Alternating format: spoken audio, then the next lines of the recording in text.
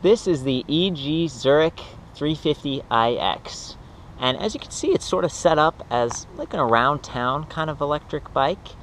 And it really delivers a lot of cool features. You know, starting off, you got the fenders, you've got that rear rack that's extra sturdy. The tubing is a little bit wider than normal, so it might not fit all panniers, but several of them it should, you know, kind of the clip-on ones.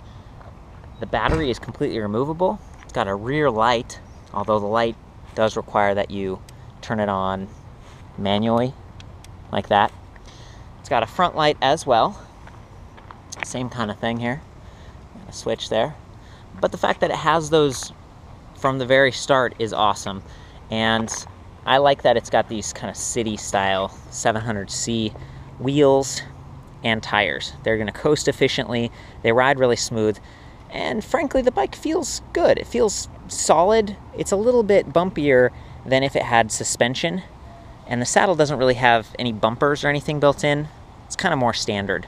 But for around town, you know, on a smooth road like this, it's just fine. It's been working pretty well for me. One of my favorite parts is the fact that it's got like a fully enclosed chain. You can see that maybe better on this side.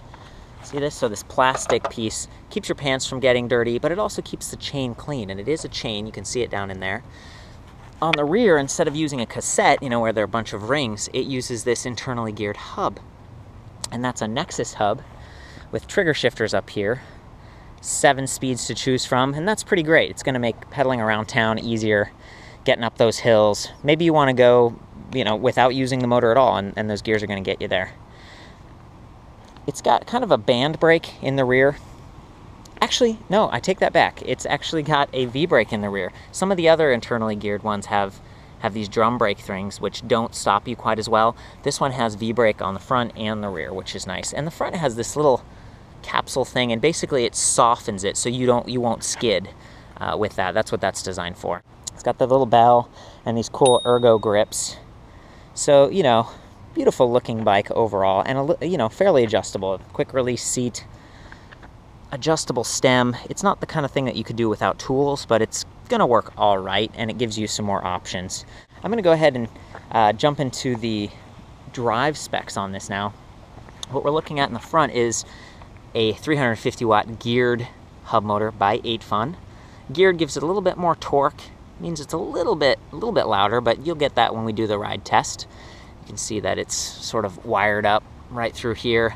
No quick releases or anything, but this is going to be easier to deal with if you get a flat than if it was in the rear with a cassette and a chain and everything. So those are sort of the pros. The con is that it's heavy, right? It adds weight to the system. So when you turn, it creates this like centripetal motion that you just feel it. You feel it changes the ride a little bit. Now the battery's in the rear, and I love that they balanced it out, right? Motor in the front, battery in the rear, balanced. The battery's sort of high up, but again, it's not a terribly large or heavy battery. 36 volt, 10 amp hour. It is removable, so it's got like a handle here. To turn it off or to remove it, you just twist the key like that, slide it, and it just comes right out. And that's great for if you need to, you know, charge this at the office, or maybe you're transporting the bike and you want to decrease its weight. So that's really cool, especially because this has a standard frame, so you can put it on like a bike rack and hang it off the back of your car or something like that. Here's where you charge the battery. So all pretty standard stuff. And I love that the rack is still functional even though it's got a battery there. I'm gonna go ahead and hop on and do a quick ride test. You can see what the motor sounds like, see what kind of speeds that we get. It's gonna be a little tricky though because there's no display, so you can't really tell precisely how much battery is left. You just sort of estimate based on these LED lights. You've got 3 levels of pedal assist, low, medium, and high, and at any time you can use the trigger throttle, which is pretty cool. I like that. It's nice to have both options.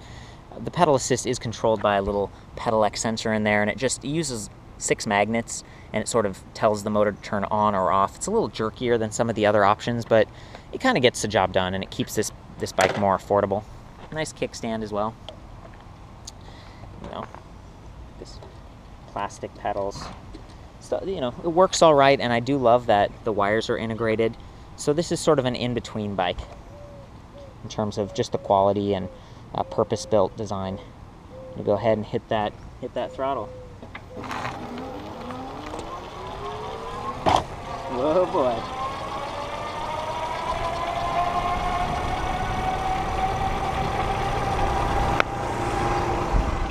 I'd imagine we're going about 20 miles per hour right now.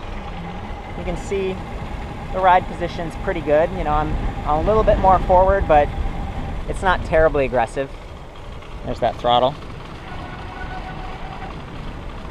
There's the brakes. Now I'm going to show you the pedal assist. So some people say it's a little jerky because it just uses the pedal X sensor.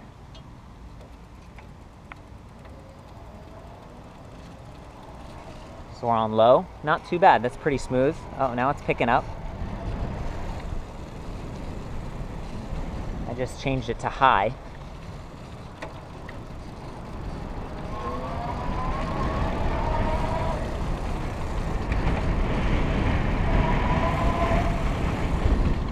Definitely a delayed response. You know, I had to pedal for a little while before the motor kicked in, and then I had to wait a little while for the motor to shut off finally. I think my favorite part of this bike is the throttle. It's pretty instantaneous.